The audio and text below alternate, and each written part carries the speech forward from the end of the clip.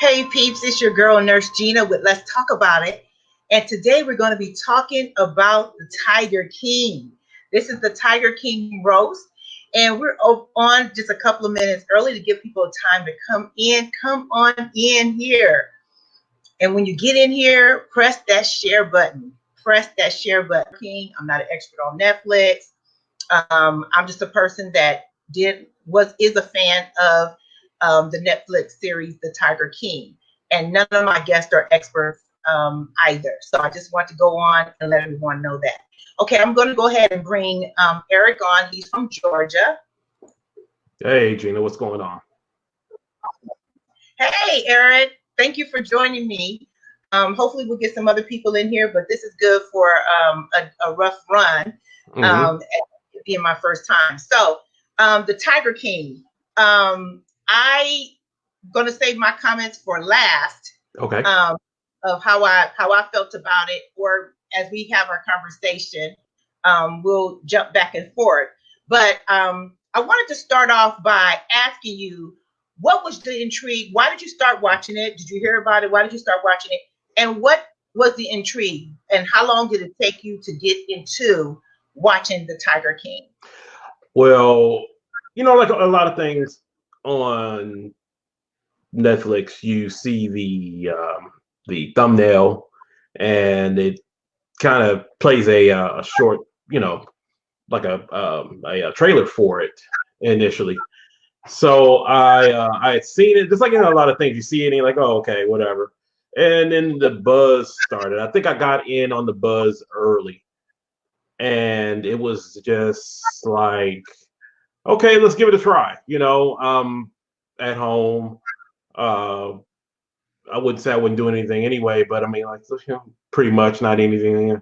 So one day I put it on, and Vicky and I started watching it, and it all, I mean, shit, it only took the first 5 minutes, and I was hooked.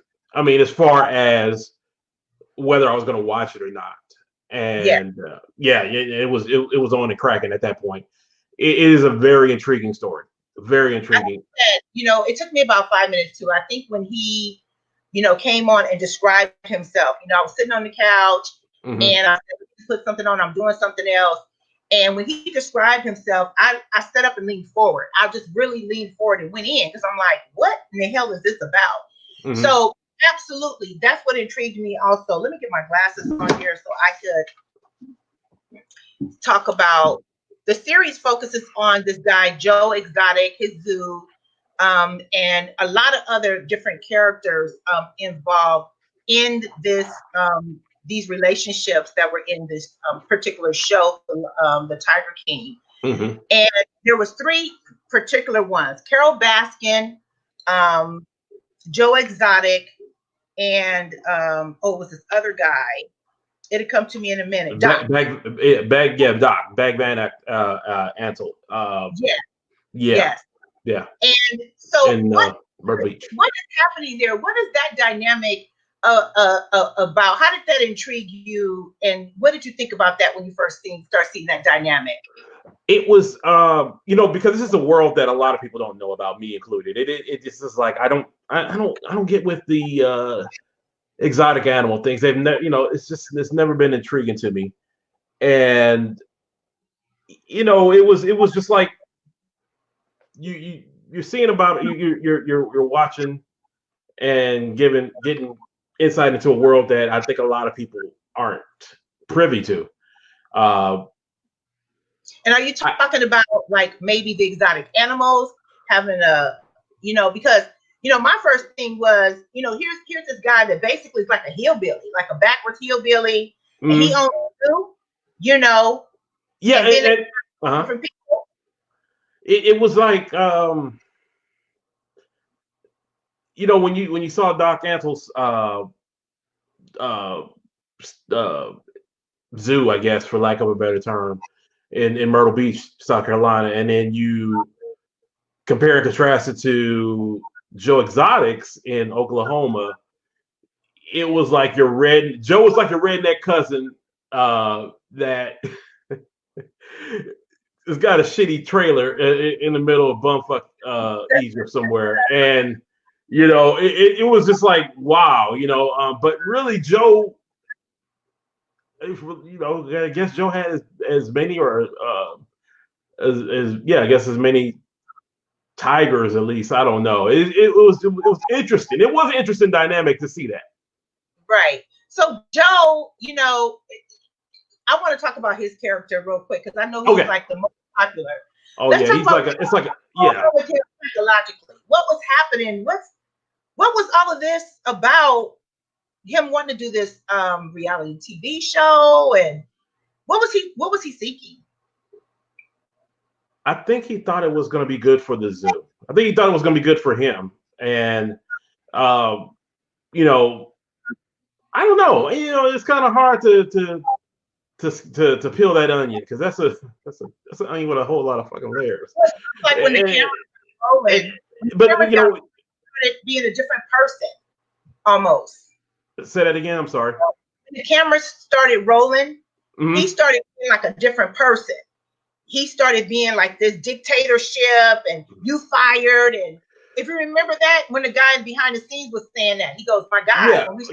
Well, let me back up on that. What happened was he started hamming it up. We're really kind of in the middle of it at this point, what you're talking about, where he was trying to ham it up for a reality show. What he was doing, what we were seeing was not a reality show. That was actually like a documentary about tigers. But the most interesting thing about this is that it started as just about the tigers, you know, and you know you're getting you know what I loved about it is the tone. The documentarian, I don't know his name. It's a shame, but the way he kind of drew you in was that you're watching it, you're thinking it's about the personalities behind the tigers, you know, and the exotic animals. So you know, it's like, okay, oh, we're gonna introduce these three colorful, wacky, and they were, yeah, and, you know, you're just getting drawn in, and then the tone changes, kind of. I want to say around the third or fourth episode, and then it starts getting dark. And then by the time he gets done profiling kind of the three of them, you're like, I hate all three of these assholes, and you really do, and you just kind of like, wow. And then, you know, the latter half of it is mostly about Joe and his life and how Carol. I'm just trying not to spoil anything about the show. Spoiler alert, you know, so everybody on here should have watched the Tiger King. Oh yeah, okay. So if that's the case, then I'll just go ahead and spoil the hell out of it. Yeah, the dynamic between him and Carol fucking Baskins, as he says. Right. Am I supposed to be cussing, by the way? I don't even know. Okay, I'll try not to. I'll try and limit it to cussing. But you know, it was just, it was masterful. The how the tone shifted, and you're just like, wow. None of that. You know, I actually hated all three of them. I hated all three of them. I couldn't tell you exactly who I hated more, but I just think that they're all just degenerates. You know what I mean? See, my thing is, you know, it was, I don't know why I started disliking Carol Baskin. She, you know, she was to me the witch. You know, she was the one that had it out for Joe. And she felt like she was above Joe. You know, Joe Exotic came off of me as, you know, the last person to get picked on the kickball team. You know, he just never fit in, and he was trying to fit in by having a zoo. I mean, and I got a relationship with all these tigers. Now I can understand why you didn't like Doc, because Doc was a straight up hoe, and he was just nasty to me. I mean, just nasty character. But why did we not like? I mean, there's so many memes about Carol Baskin. Why did you like her? Because she was she perceived herself as a do-gooder and as someone that's, you know, kind of on the up and up, when really she was just as treacherous and unlikable as the other three. Excuse me, as the other two, because all of them were very unlikable in their own very special way.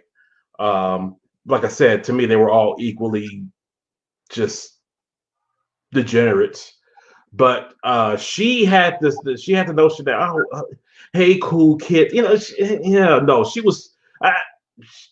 At least with Joe, Joe kind of knew who he was. Joe knew he was a piece of shit, and he was a son of a bitch. And he even said on his when he was running for governor of Oklahoma, he said, "I'm broke." You know, he just basically I am who I am. Did you got 18% of the vote? He got 18. Yeah. Yeah. In the general vote or the primary, I think he ran in the primary. In the general vote, yeah. That you know, that doesn't even surprise me nowadays with how people are in this country, because and that's what I just had down to speak with you on was, did he really think he was going to win? But no, I mean, he was really going in, and I think it was for more publicity, than anything else. I want to talk real quick about his relationship, Joe's relationships, and the main one being with remember when he got married, and he had a 3-way marriage. Yes, he did. Okay, you're gay, but what was he doing his own? What was that about? And they all had on pink shirts too. Again, it's just debauchery.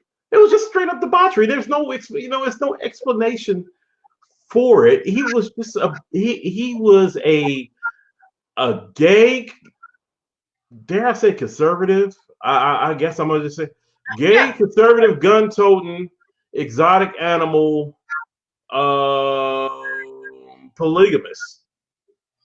I mean, honestly, if you just if you walked into a pitch meeting, okay, and you just said, "Hey guys, this is what I got. I got a gay, conservative in a red state, gun toter, loves exotic animals, and he's a polygamist, by the way," I would lean forward and say, "Who is this person, and why is he not in the office right now?" Because that's just it really is. It's like we gotta get this. It really is. It's intriguing. I keep saying the word intriguing because I don't want to say that I like what I saw. But it was like a train wreck. You can't not watch it, you know. What do you think about the whole thing about him with the murder plot? Because $3,000. I mean, you trying to get somebody to kill somebody for $3,000, and then the way he went about it, to me, it was just like a setup. It was stupid. Well, $3,000, and then the other guy dimed on him. And was like, oh no, when he finally got, caught, basically, I'm glad I did. We need to talk about. We need to talk about. Let me get back to that question because you saw me looking around. I'm looking at my other screen trying to get names, and because it's a lot. It was a lot of characters in the show. We probably not gonna get through in 12 minutes. If you're joining us, come on in. This is your girl, Nurse Gina, but let's talk about it. We're talking about the Tiger King on today. Hit the share button when you come in. Thank you for joining us today. This is Eric, and he's from Georgia, and we're just yapping it up right now. Yeah. The murder plot. Much like everything else in the show, it's a comedy errors. It was really. I don't know if he. I want to say he. Yeah, it doesn't look good. It didn't look good for the home team for him because it just seemed like, okay, yeah, I want this woman dead, but he didn't. A lot of questions there. He put it out there. I mean, he was shooting at the thing, saying that was Carol Baskin. I mean, he was setting himself up. But that was stupid. He was setting himself up for later on. Mm-hmm. If she would, I'm glad she didn't die. Well, that comes. What happened with that was, if there's a life lesson in any of this, it should be, don't focus on your haters. I hate that phrase, haters, but don't focus on that, because what happened with him was he got so keyed in on that woman that he didn't start minding his own business. And your business should be to make the best you that you can be. And doing all that old extra stuff with shooting dummies dressed up like her, making music videos with Was that him singing? Was that him singing? Because remember, when he first came on, he had some video with him. I was trying to find, was that him singing? I don't know if anybody in the audience would know. I see Brandon have joined us. If you know that, was that him really singing? Because he sounded pretty good, for his voice and stuff like that. I don't think that was him. I mean, when I watched it, I did. But afterwards, I'm like, nah, this can't be this. Nah, this can't be this dude. But no, yeah, the music video was petty level 180. Oh, for sure. Yeah, doing all that other stuff didn't look. It didn't sit right with the jury or with the court. Let me ask you this. Let me get back on track with this. What was your most surprising moment in the series? In the 7-part series, I heard there's an 8th part, but what was your most surprising moment? Sadly, it was his. Oh gosh, is the young guy who was his husband. I have the same thing down. Travis, was it Travis? Travis. Yeah. Travis Maldonado. Yeah. Yeah. I have the same thing down. I think that was the crescendo of this fuckery. Yeah. I mean, you know what? I actually thought it was a joke. I thought it was a joke at first, until I knew the way that guy looked. And when he said, "Oh, this," and then because I said, I know nobody gonna put no gun to their head, and I know you're a connoisseur of guns, but you're not gonna put a gun to your head. I pointed at a family friend. No. No. And that was in 2017, and he accidentally killed himself. That was one of the saddest moments. It was. And a little bit about this lady Saf. She was the one. Hope I'm saying her name correctly. She's the one that got her arm chopped off. Yes, Kelsey Stafford. Yes. Yeah. Why did you interview her first of all on a trash heap? When I went back and looked at it, come on, dude, like really? Yeah, that was. Think about her character. She was. You know what? Honestly, her and the campaign manager. Again, I should have prepared for this better. I am so sorry. I want to say his name was Joshua. Yes, Joshua and Kelsey were the two straight people in the entire series. Where, if you're talking about a narrative, they were the even keel. They were the ones that you could trust that whatever they were saying was pretty much going to be true. And she dropped a few gems. Really, just like but for the life of me, I couldn't understand why she stuck around. But yeah, but sitting in the trash heap, I don't know.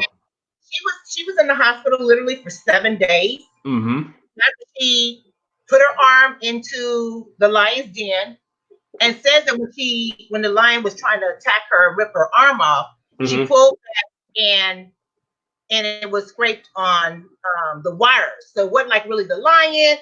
I scraped my whole entire skin off, bringing my arm back out. She was in the hospital for 7 days and came back to work. Yeah. And I'm looking at her and I'm like, she kind of looked off, but she was a straight shooter, straight talker, but she just was kind of like she was kind of like one of them, like off. All of them were kind of off. What about the guy with no legs? Yeah, not John Rennick. Is that John Rickey? I believe so. Well, this is a great point. If you notice, remember, through all three of them, Joe Exotic, Doc Antle, and Carol, they all had sycophants. Doc Antle's was more or less a cult. and they were basically working for free.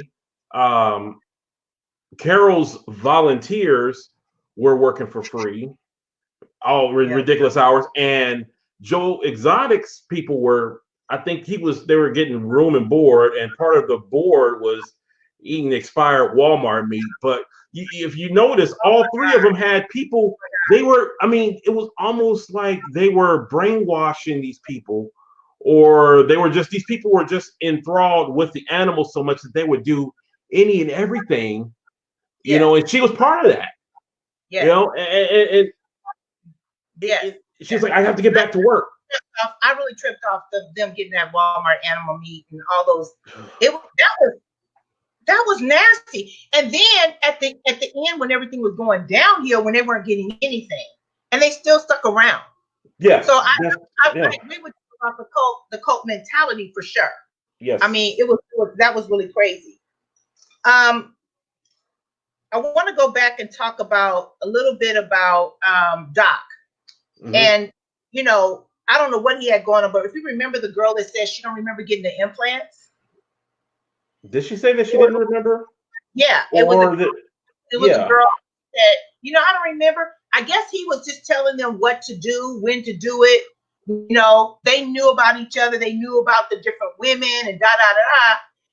And she said she woke up and she had implants. And it was like, that boo, you know you do sound stupid. Yeah, I think that was bullshit. I think she knew exactly what was going on with that. She knows, I think she was being part of this cult, this type of situation. Exactly. No, she was. Yeah, she knew exactly what was going on. I didn't feel bad for her. I did feel bad that she felt like she needed to do this to get some sleep because she was working so much, and that was what she said. She says, I just remember getting a great, just sleeping great because you know, she wasn't working damn near 24 hours a day. Mm-hmm. That's again inconceivable. It was just strange. I want to talk a little bit about, before our time is up, is Carol Baskin and her husband. I know everybody wants to talk about that. Yeah, what do you think? He's tiger shit. He was tiger shit. There's no way. There's no. I mean, if you believe anything else, you didn't watch the show close enough. Yeah, that dude was. He got ate about her. What do you think about her current husband? The current husband that she has now. I'm gonna use a word that a lot of my white friends would know. It's called being a cuck. He was definitely, he was definitely under her thumb. The guy is he's just, I don't know. Well, he obviously loves her, but I think his control factor there, he really don't have that much control, and the crazy stuff that she is doing and how she came off kind of crazy like. Yeah. She reminds me of a psychotic person who, you know, she smiles like you said at the beginning, how she says, "Welcome to my this and that," but she would have killed Joe. I believe that if she had the opportunity to get rid of him and get him, she would have got him. You know? Yeah. No. Here's why. Because that would not have played into her. She really wanted to be perceived as this genteel, motherly figure to these animals, and she wasn't going to pay anybody to kill Joe. She didn't want that. She didn't want that smoke. She didn't want that. That's not what she was about. She basically wrecked that dude's life by lawyering up on him. Yeah, yes, she did. She did. Yeah, and Joe was not smart enough. And I forget that guy, the guy at the end, basically. I want to say his name was Jeff Lowe. That walking character. That guy was a piece of shit. He was probably an even bigger piece of shit than the rest of them. My last thought that I have is: do you feel sorry for Joe? Do you think the sentence was too extreme? Absolutely not. Absolutely not. Wow. No. Wow. Again, when you focus on the wrong things, instead of focusing on your business, focusing on yourself, this is what happens. And you know, no, I have absolutely no sympathy for the guy. I have no sympathy for anybody in this show. And then, you know, if a meteor hit all three of their places tomorrow, I think the world would be a better place. I know that sounds kind of harsh, but that's what I think the documentary showed, that none of these people were redeemable at all. And I'm glad they did. There's more people in the world like that. Oh, absolutely. We have a president in the White House. If Joe was born in New York City and had a real estate mogul for a father, he would be president. Wow. Yeah. That's crazy. That's crazy. Well, with that being said, we are right at our 30-minute mark. Eric, thank you so much for joining me today. I really appreciate you. Thank you for having me on. I appreciate it. You're very welcome.